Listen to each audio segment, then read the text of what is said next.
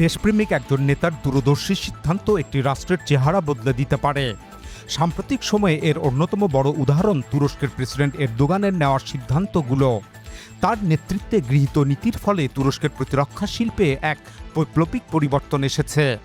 তুরস্কের জাতীয় প্রতিরক্ষা শিল্প সংস্থা এসএসবি এবং তুর্কি সরকারের প্রকাশিত আনুষ্ঠানিক তথ্য অনুযায়ী বর্তমানে তুরস্কের প্রতিরক্ষা ও মহাকাশ খাতে সক্রিয় প্রতিষ্ঠানের সংখ্যা ৩,৫০০-এরও বেশি।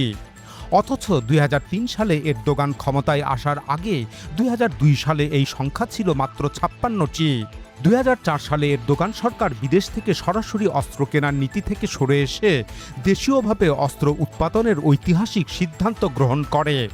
সেই সিদ্ধান্তের পর থেকেই তুরস্কের প্রতিরক্ষা ও মহাকাশ শিল্পে শুরু হয় এক নতুন অধ্যায়। ২০১০ সালের পরবর্তীকালে এই খাতের প্রতিষ্ঠানের সংখ্যা বেড়ে প্রায় ১৫০টিতে পৌঁছে। ২০১৮ সালের পর প্রবৃদ্ধির গতি আরও বেড়ে যায়। ২০২২ সালে প্রতিষ্ঠানের সংখ্যা ১৫০০ অতিক্রম করে, আর বর্তমানে তা ৩,৫০০-এরও বেশি। এক সময় যেসব প্রতিষ্ঠান ব্যাটারি, হালকা যন্ত্রপাতি বা রাসায়নিক পণ্য উৎপাদনের সঙ্গে যুক্ত ছিল, তারাও এখন প্রতিরক্ষা ও মহাকাশ খাতের বিভিন্ন সরঞ্জাম তৈরিতে সক্রিয়ভাবে অংশ নিচ্ছে। একইভাবে বিদেশে তুরস্কের অস্ত্র রপ্তানি লাফিয়ে লাফিয়ে বাড়ছে। তুরস্কের জাতীয় প্রতিরক্ষা প্রতিষ্ঠান এসএসবি এবং তুর্কি এক্সপোর্টার্স অ্যাসোসিয়েশনের আনুষ্ঠানিক পরিসংখ্যান অনুযায়ী ২০০০-এর দশকের শুরু থেকে বর্তমান সময় পর্যন্ত তুরস্কের প্রতিরক্ষা ও মহাকাশ খাতের রপ্তানি আয়ের গ্রাফে এক অবিশ্বাস্য এবং ঐতিহাসিক উত্থান ঘটেছে। ২০০২ সালে যে রপ্তানি আয় ছিল মাত্র $২৪৮ মিলিয়ন, তা ২ দশকের ব্যবধানে বর্তমানে $১১ বিলিয়ন মাইল ফলক অতিক্রম করেছে। ২০০৪-৫ সাল নাগাদ এই রপ্তানির পরিমাণ ছিল $৪০০ মিলিয়ন কাছাকাছি। পরবর্তীতে নিজস্ব প্রযুক্তির ড্রোন, যুদ্ধজাহাজ এবং সাঁজোয়া যানের আন্তর্জাতিক চাহিদা তৈরি হওয়ায় ২০১০-১১ সাল নাগাদ তুরস্কের প্রতিরক্ষা রপ্তানি ইতিহাসে প্রথমবারের মতো $১ বিলিয়ন গণ্ডি অতিক্রম করে। ২০১৯ সালে তা লাফিয়ে $৩ বিলিয়ন ছাড়িয়ে যায়। আর তুর্কি ড্রোনের ব্যাপক সফলতার কারণে ২০২২ সালে সেই রপ্তানি বৃদ্ধি পেয়ে প্রায় $৪.৫ বিলিয়ন পৌঁছায়। ২০২৩ সালেও ঊর্ধ্বমুখী ধারা অব্যাহত থেকে মোট রপ্তানি দাঁড়ায় $৫.৫ বিলিয়ন। তুরস্কের সশস্ত্র ড্রোন, প্রশিক্ষণ যুদ্ধবিমান এবং ক্ষেপণাস্ত্র প্রযুক্তি বিশ্বজুড়ে ছড়িয়ে পড়ায় ২০২৪ সালের রপ্তানি ২৯.৫% বৃদ্ধি পেয়ে $৭ বিলিয়ন অতিক্রম করে। একইভাবে ২০২৫ সালে ইতিহাসে প্রথমবারের মতো ডাবল ডিজিট স্পর্শ করে মোট রপ্তানি $১০ বিলিয়ন রেকর্ড গড়ে। আর সর্বশেষ গত ১২ মাসের হিসেবে চলতি বছরে তুরস্কের প্রতিরক্ষা ও মহাকাশ খাতের মোট রপ্তানি আয় এখন $১১ বিলিয়ন নতুন এক উচ্চতা স্পর্শ করেছে। গত ৩ জুলাই এই রেকর্ড রপ্তানির তথ্য প্রকাশ করেন তুরস্কের প্রতিরক্ষা শিল্প অধিদপ্তরের প্রধান হালুক গরগুন। তুরস্কের সামাজিক যোগাযোগ মাধ্যম সোশ্যালে দেওয়া এক বার্তায় তিনি জানান, প্রতিরক্ষা ও মহাকাশ খাতের রপ্তানি ধারাবাহিকভাবে বাড়ছে। শুধু গত জুন মাসেই এই খাতের রপ্তানি হয়েছে $৮০০ মিলিয়ন বেশি, যা গত বছরের একই সময়ের তুলনায় ২৯.৫% বেশি। তিনি একে তুরস্কের প্রতিরক্ষা শিল্পের জন্য একটি গুরুত্বপূর্ণ মাইল ফলক হিসাবে উল্লেখ করেন।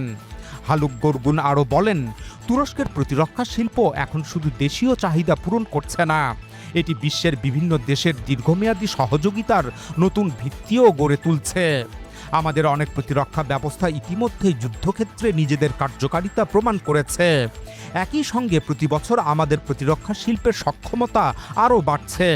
এই সাফল্যের পেছনে যেসব কোম্পানি, প্রকৌশলী, প্রযুক্তিবিদ এবং সংশ্লিষ্ট অংশীজন নিরলস পরিশ্রম করেছেন, তাদের সবাইকে আমি আন্তরিক ধন্যবাদ জানাই। তুর্কি গণমাধ্যমগুলোর তথ্য অনুযায়ী শুধু রপ্তানির পরিমাণেই নয়, তুরস্কের প্রতিরক্ষা শিল্পের বৈশ্বিক উপস্থিতিও উল্লেখযোগ্যভাবে বেড়েছে। চলতি বছরের মে মাস পর্যন্ত গত ১২ মাসে তুরস্ক ১৭৮টি দেশে প্রতিরক্ষা ও মহাকাশ পণ্য রপ্তানি করেছে। এর মধ্যে মোট রপ্তানির ৫৭%-এরও বেশি গেছে ন্যাটোভুক্ত দেশগুলোর কাছে, যা তুরস্কের জন্য একটি উল্লেখযোগ্য অর্জন। বর্তমানে তুরস্কের প্রতিরক্ষা ও মহাকাশ শিল্প দেশীয় প্রযুক্তি নির্ভর বিভিন্ন প্ল্যাটফর্মকে কেন্দ্র করে দ্রুত বিকশিত হচ্ছে।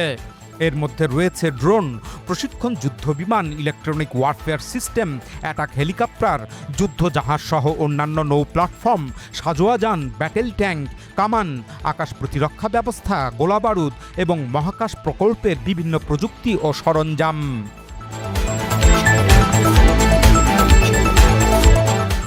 এদিকে গত ৪ জুলাই তুরস্কের রাষ্ট্রীয় প্রতিরক্ষা প্রতিষ্ঠান MKE আলবেনিয়ার সঙ্গে ৬টি বোরান, 105mm এয়ার ট্রান্সপোর্টেবল কামান এবং বিপুল পরিমাণ গোলাবারুদ রপ্তানির একটি চুক্তি স্বাক্ষর করেছে।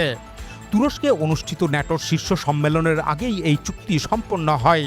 এই চুক্তির মাধ্যমে আলবেনিয়া তৃতীয় দেশ হিসাবে নিজেদের সামরিক বাহিনীতে তুর্কি বোরান কামান যুক্ত করতে যাচ্ছে।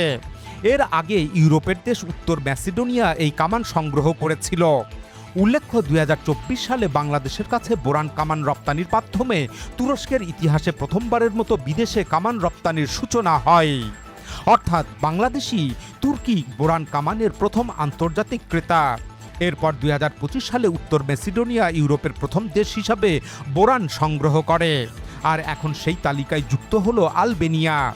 এখানে উল্লেখযোগ্য বিষয় হলো আলবেনিয়া ২০০৯ সালে ন্যাটোর সদস্যপদ লাভ করে।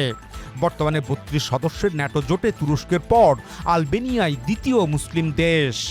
তুর্কি বোরান কামান ২০২১ সালে তুরস্কের সশস্ত্র বাহিনীর অস্ত্র ভাণ্ডারে যুক্ত হয়। এরপর থেকেই এটি নিয়মিত ব্যবহৃত হচ্ছে। বোরান সারা বিশ্বে এ জাতীয় অন্যান্য প্রচলিত কামানের তুলনায় বেশ কিছু অনন্য বৈশিষ্ট্যের কারণে আলাদা পরিচিতি অর্জন করেছে। 105mm এবং 30 ক্যালিবারের এই কামানের ওজন ফায়ার কন্ট্রোল সিস্টেম সহ মাত্র 1745 কিলোগ্রাম। ফলে এটি সহজেই যুক্তরাষ্ট্রের নির্মিত S-30 ব্ল্যাক হক এবং CH-47 চিনুক হেলিকপ্টারে বহন করা যায়। এছাড়া বিভিন্ন ধরনের হালকা সামরিক যান দিয়েও এটি দ্রুত এক স্থান থেকে অন্য স্থানে নেওয়া সম্ভব। MKE এর তথ্য অনুযায়ী বোরান 1 মিনিটেরও কম সময়ে যুদ্ধের জন্য প্রস্তুত হতে পারে। এছাড়া এটি প্রতি মিনিটে 6টি গোলা নিক্ষেপ করতে সক্ষম। আরও চমকপ্রদ বিষয় হলো মাত্র 33 সেকেন্ডে বোরান 12টি নির্ভুল গোলা নিক্ষেপ করতে পারে। MKE এর তথ্য মতে বিশ্বে প্রচলিত এ জাতীয় প্রতিদ্বন্দ্বী কামানগুলোর মধ্যে এটি একটি বিশ্ব রেকর্ড। বোরান কামানের অত্যাধুনিক ফায়ার কন্ট্রোল সিস্টেমে GPS এবং প্যানোরামিক ভিজুয়াল সিস্টেম রয়েছে। ফলে এটি অত্যন্ত নির্ভুলভাবে লক্ষ্যবস্তু শনাক্ত করে আঘাত হানতে পারে। কামানটি -3 ডিগ্রি থেকে +70 ডিগ্রি পর্যন্ত ভার্টিক্যাল অ্যাঙ্গেলে এবং বাম ও ডান দিকে 8 ডিগ্রি পর্যন্ত ঘুরিয়ে গুলি ছুটতে পারে।